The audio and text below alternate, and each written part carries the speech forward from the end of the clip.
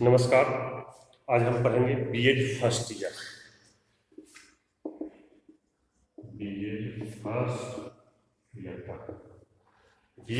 Year. Paper code है C7A।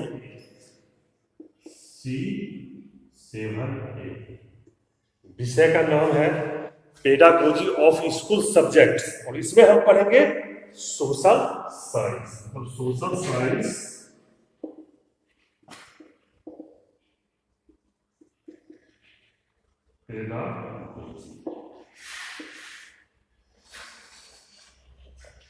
तो आइए शुरू करते हैं।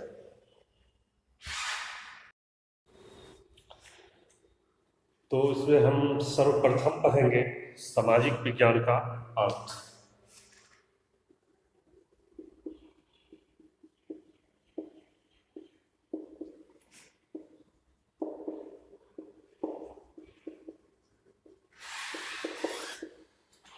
देखिए, सामाजिक विज्ञान जो है वह दो शब्दों से मिलकर के बना है,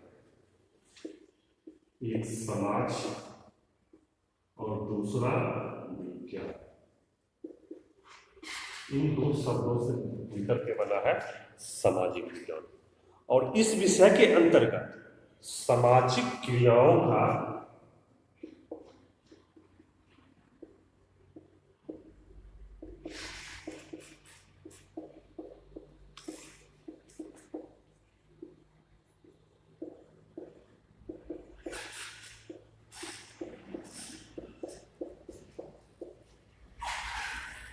इस विषय के अंतर्गत हम सामाजिक क्रियाओं का अध्ययन करते हैं। इसका तात्पर्य यह है कि समाज के लिए समाज द्वारा अध्ययन अर्थात समाज संबंधी सभी संस्थाओं एवं संगठनों का अध्ययन जिससे समाज की प्रगति होती है, ये सामाजिक विज्ञान के अंतर्गत आता है। अब इसमें आते हैं हम, यह एक प्रकार का एकीकृत विषय से कहा गया है। एकीकृत विषय इसलिए कहा गया है कि एकीकृत विषय का अर्थ है इसके अंतर्गत हम बहुत सारे विषयों का अध्ययन करते हैं, जैसे कि इतिहास, भूगोल, नागरिक शास्त्र,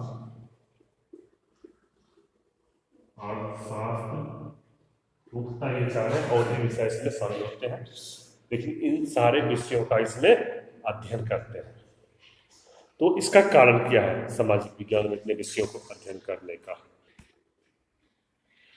इसका कारण है कि इसमें हम इस विषय के अंतर्गत भूतकाल, वर्तमान काल एवं भविष्य में क्या हो सकता है, उन सभी का अध्ययन करेंगे। वह आएगा सामाजिक विज्ञान के अंतर्गत कि समाज में जो हो रहा है, जो होगा और जो हुआ था, इसका भी अध्ययन करेंगे। आर्थिक व्यवस्था उसकी कैसी होगी, उसका अध्ययन करेंगे। परिक्षेत्र कैसा होगा, उसका अध्ययन करेंगे। ये सभी कुछ सामाजिक विज्ञान के अंतर्गत हमको पढ़ना है। तो ये हुआ आपका सामाजिक विज्ञान का अर्थ। अब हम आते हैं सामाजिक विज्ञान की अवधारणा।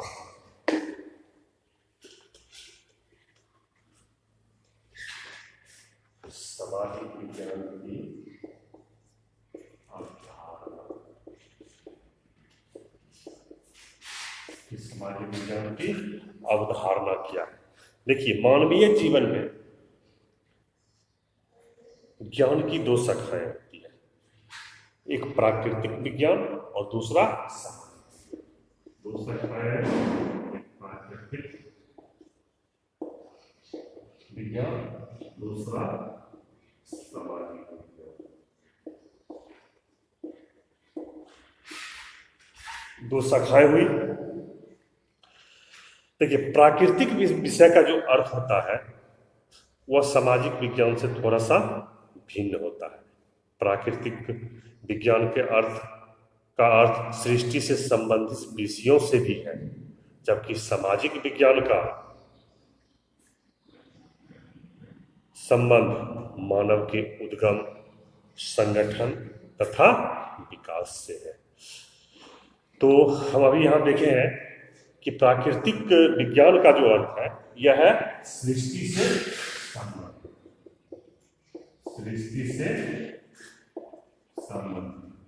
सृष्टि से संबंधित का मतलब हुआ कि कैसे सृष्टि की उत्पत्ति हुई, मनुष्य कैसे आया, मनुष्य की क्या क्या आवश्यकताएं हैं, उसको कैसे वह पूर्ति करते गया, कैसे वह पूर्ति करेगा। बहुत विस्तृत रूप में जब हो जाता है तो उसे हम प्राकृतिक विज्ञान कहते हैं। इसके अंदर प्रकृति के बारे में भी पढ़ना होता है, पूरी प्राकृतिक, इसीलिए से प्राकृतिक विज्ञान कहते हैं इसका। तो इसके अंतर्गत हम पढ़ते हैं सृष्टि से संबंधित बातों का, जबकि सामाजिक विज्ञान के अंतर्गत हम मानव का उद्गम,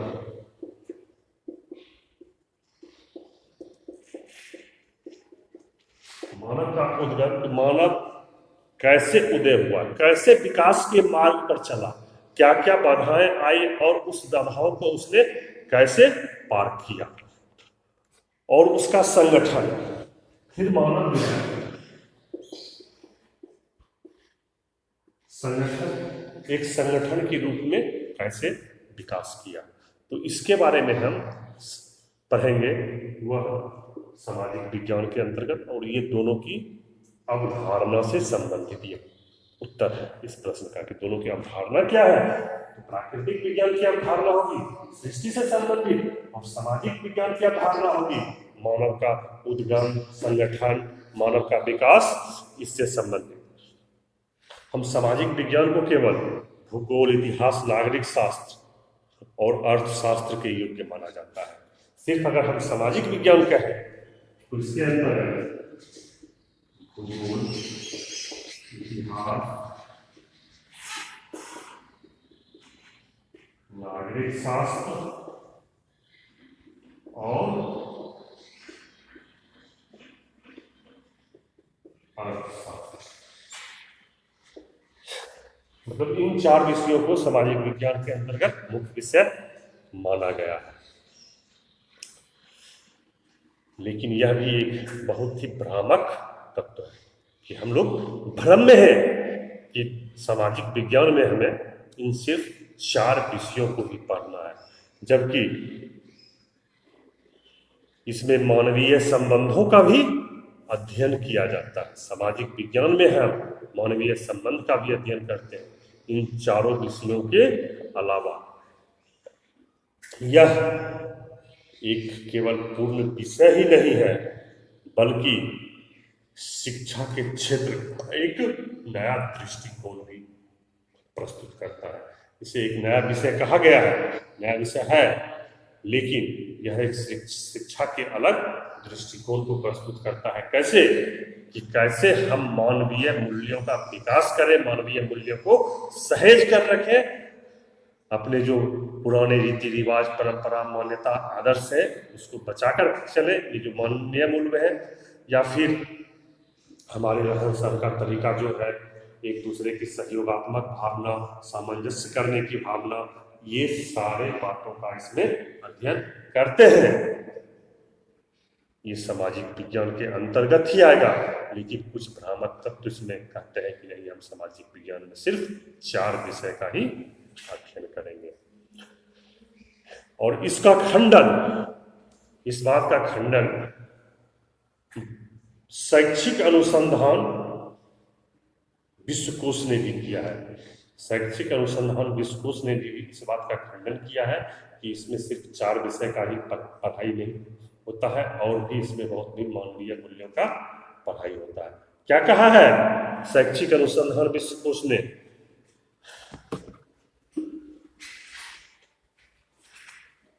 इसी के लिए यह निश्चित करना उचित नहीं है कि किसी के लिए यह निश्चित करना उचित नहीं है कि सामाजिक विज्ञान, इतिहास, भूगोल, सामाजिक विज्ञान,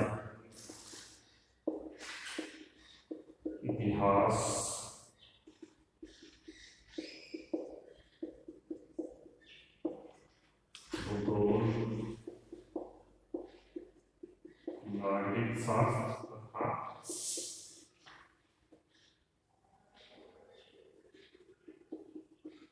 इस 4 विषय के बारे में कहा गया कि इसलिए उचित नहीं है कि सिर्फ इस 4 विषयों का ही योग है।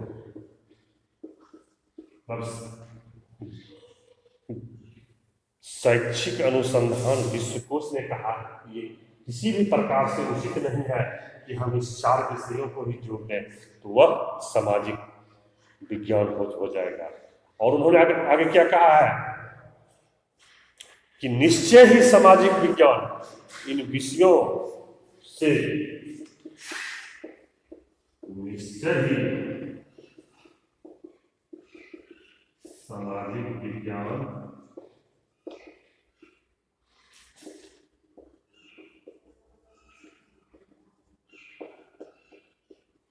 तो ये जो 4 विषय है उसके बारे में कहा गया है सामाजिक विज्ञान इन विषयों से पर्याप्त सामग्री प्राप्त करता है।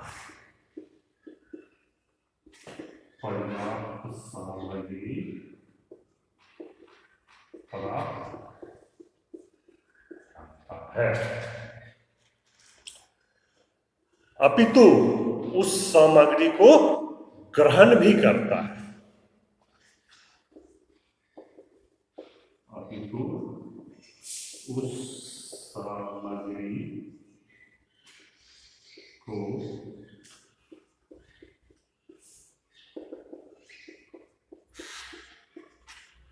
अपितु उस सामग्री को ग्रहण भी करता है जो मानव के वर्तमान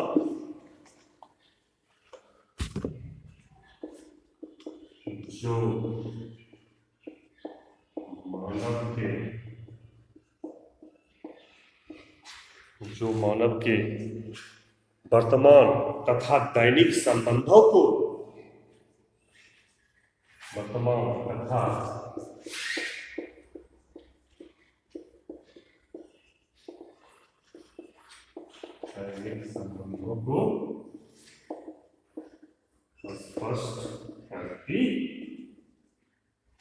स्पष्ट करती है। यह सावधानी पूर्वक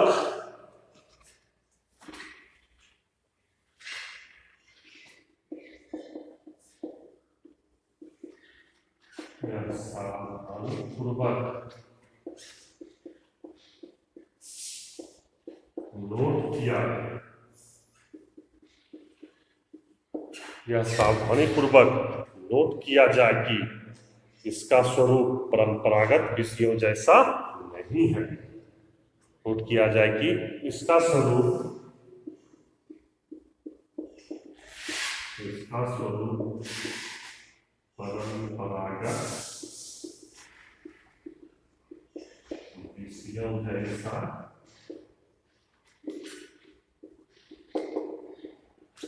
परंपरागत विषयों जैसा नहीं है, बल्कि यह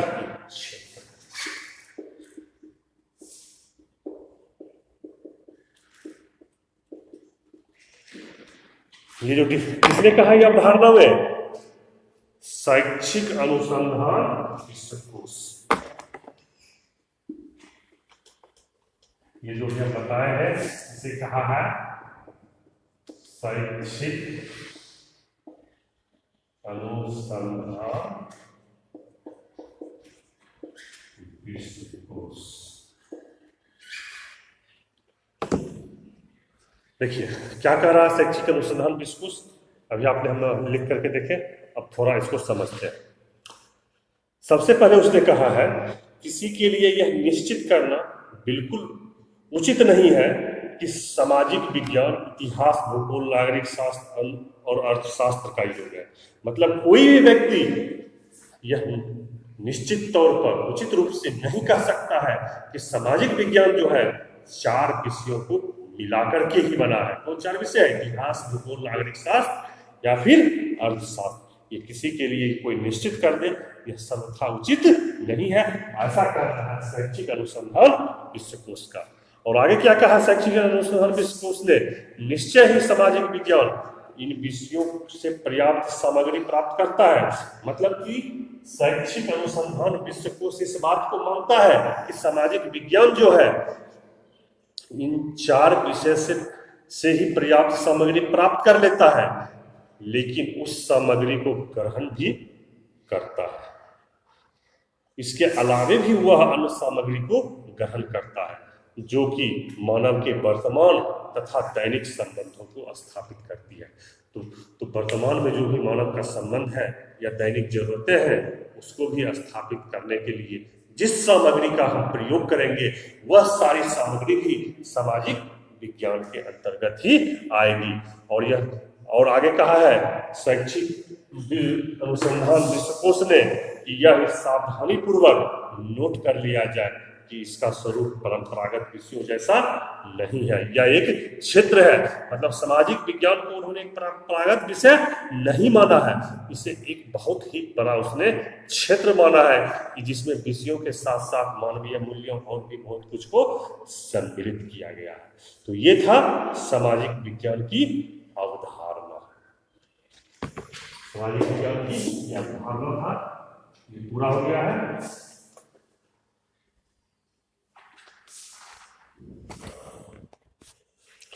अब हम पढ़ेंगे सामाजिक विज्ञान की नवीन अवधारणा।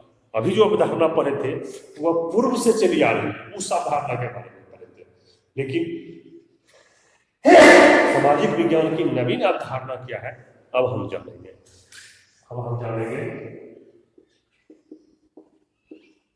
सामाजिक विज्ञान नवीन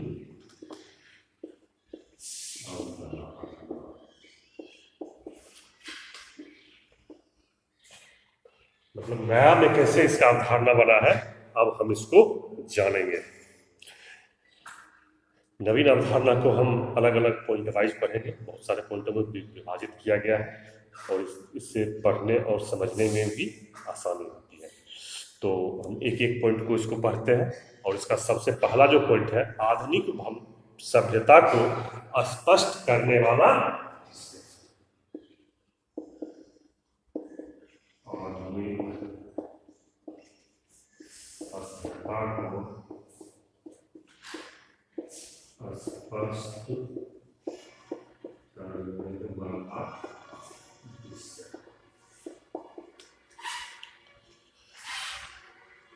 देखिए, सामाजिक विज्ञान ज्ञान का वह क्षेत्र है जिसके द्वारा आधुनिक सभ्यता को स्पष्ट किया जाता है। क्या यहां कर रहा है इस पॉइंट में नवीन अवधारणा में कि सामाजिक विज्ञान ज्ञान का वह क्षेत्र, सामाजिक विज्ञान ज्ञान का वह क्षेत्र है, सामाजिक विज्ञान ज्ञान का वह क्षेत्र है जिसके द्वारा आधुनिक सभ्यता को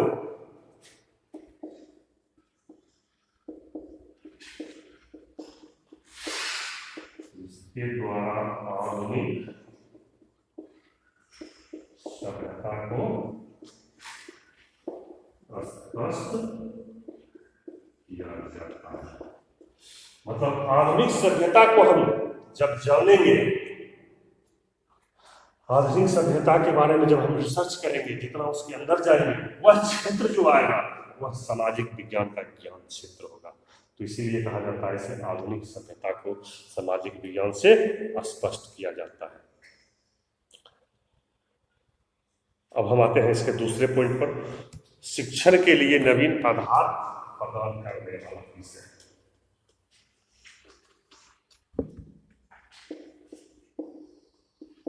शिक्षण के लिए नवीन आधार प्रदान